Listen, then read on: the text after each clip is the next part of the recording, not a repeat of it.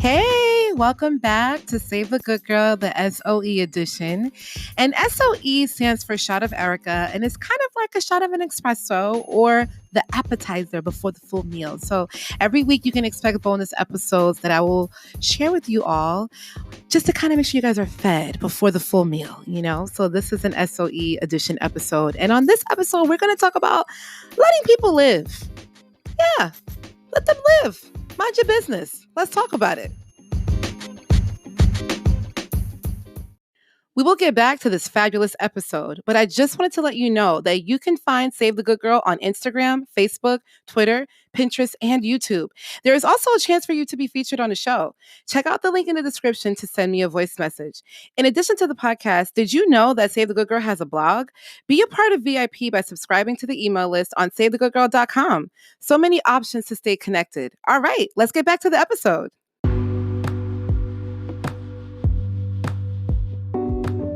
Yes. I mean what I say, and I say what I mean. We need to mind our business because, at Save the Good Girl, we drink our water, we mind our business, and we keep it going. But I ain't gonna lie. When I was younger, that was a hard mantra for me to follow because I always felt like I'm a very passionate person. And when I talk with a lot of authority, right? And it's not in a judgmental way, but it's because it frustrates me to see people that I love hurt. It frustrates me to see people that I love in pain, or if I see them going down the wrong path and I'm like, no, don't do it. And I think when I was younger, I kind of looked at it like, yes, it's your business, but it's really our business because you're dealing with something, and as your friend, or family member, I feel that pain with you because I really put myself in people's shoes, and I hated the sound of the pain, It's just because I really care. I really, really do care. And as I got older, I realized that number one, we don't all want the same things. I think a lot of times when you spend a lot of time talking to someone, it may seem like you're on the same page, but you're not. So sometimes when you think you're saving someone and you're really helping them, you're not. And I had to learn that the hard way because just because I believe in something or I feel like this is not a good thing or it's not a good path, they may not see it that way. And I used to take it very personally when I was younger, like, why would they do that? And oh my God, that. Like, I used to be upset. And now I feel like I'm at this place where it's like, I trust the decision you make for your life. I really do. If you feel that this is the thing that you need to do for you, then fine. Of course, if it's not like life-threatening or like detrimental to your health or your safety, yes, I will. At that point, I'm going to intervene. But the reality is we all have our own lessons to learn. We all have our own battles to fight. And even with loving someone, you can love someone to the core. You can, and still support them even when they fall, because they're going to fall.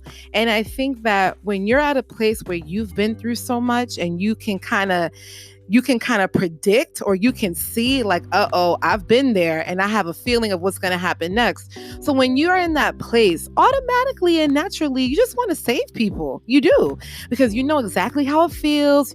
You know exactly how that place was. And you're like, I don't want to go there. And moreover, I don't want to see you go there. I don't want that to happen for you. However, we have to realize that sometimes we need to really let people live their lives, and we cannot take it personally.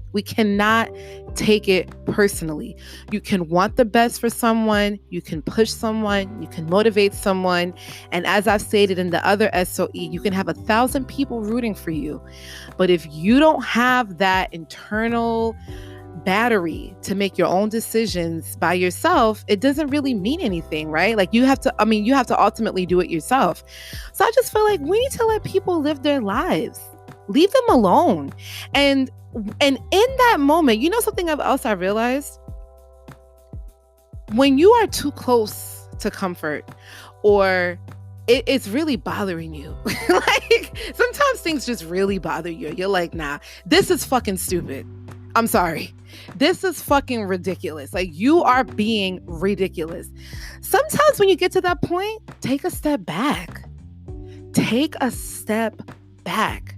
Maybe limit conversations for like a week or two until you're calm. Because sometimes if you don't take that step back, it can cause friction with you and this other person. And then, they've already moved on from their mistake, but you're still mad about what they said and they're still mad about what you said. Meanwhile, the subject, that's already been solved. So I think what I've learned is that you got to take a step back and be like, you know what? I don't want to talk to this person this week. I don't. I don't. My energy, they're kind of like interrupting my flow.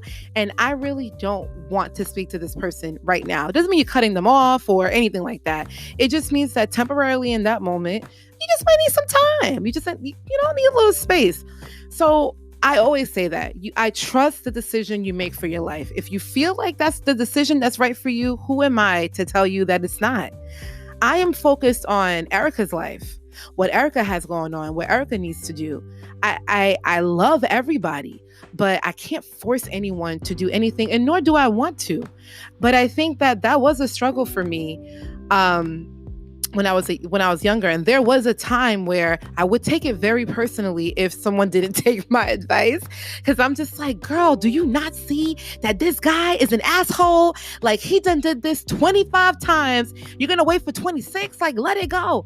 But the reality is it doesn't really matter, because they need to kind of let go and do things at their own time to get their own lesson for whatever it is. And as a friend or a family member or an associate or a coworker, your responsibility is to know when to step back and then when to be there if they do need you. Because you don't want to come from a place where you're judgmental. You want to come from a place of, listen, I love you. Whatever you want to do, whatever, I'm just going to be over here, And respectfully, you got to live your own life. I've made mistakes too. And I've realized that when I've made my mistakes and how people reacted to me, you know what I mean? And it wasn't like in a bad way. It was in a very compassionate way. So even when these things happen and people have to live their lives and go through their own situations, you want to make sure that you're not in a place of judgment to the point where they feel like they can't come to you again or they can't be vulnerable with you again. I feel like I'm a coach. I'm a coach and a cheerleader at the same time. So I will sit here and yay! And then I'll be like, what are you doing? Come on. Like, I'm both. And and the thing is, I try to keep my balance with that. And my friends know, the people that are really close to me and that I still speak to on a regular basis, they know that I'm tough on people, but that's because I really see potential in you and I really believe in you. And you have a little hiccup, but we're going to get past it. We're going to get past it. So yes, I think we need to all practice sometimes just living our lives and letting them live their lives. And if you are practicing it, that's phenomenal.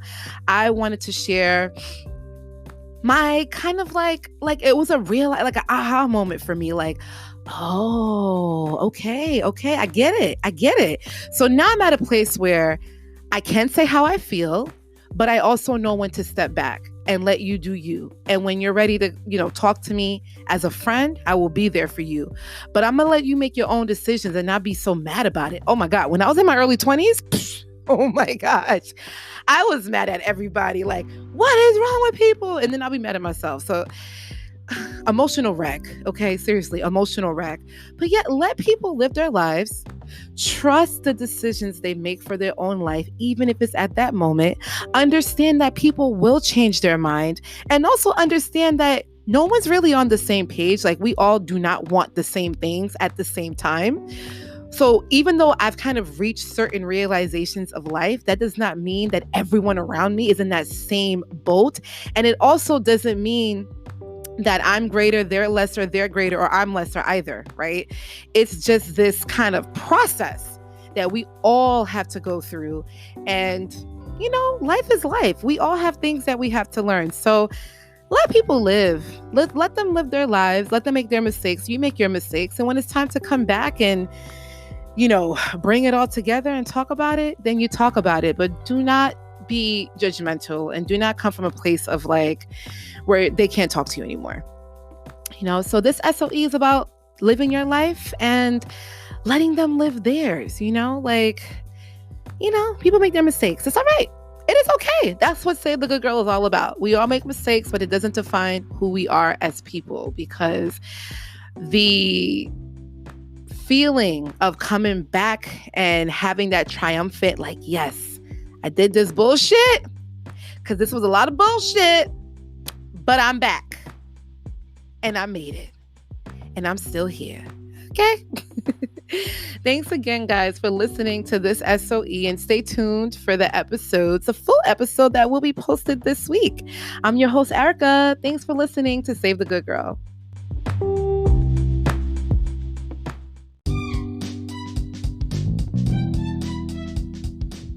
I feel like we're connecting, so let's make sure we're connected.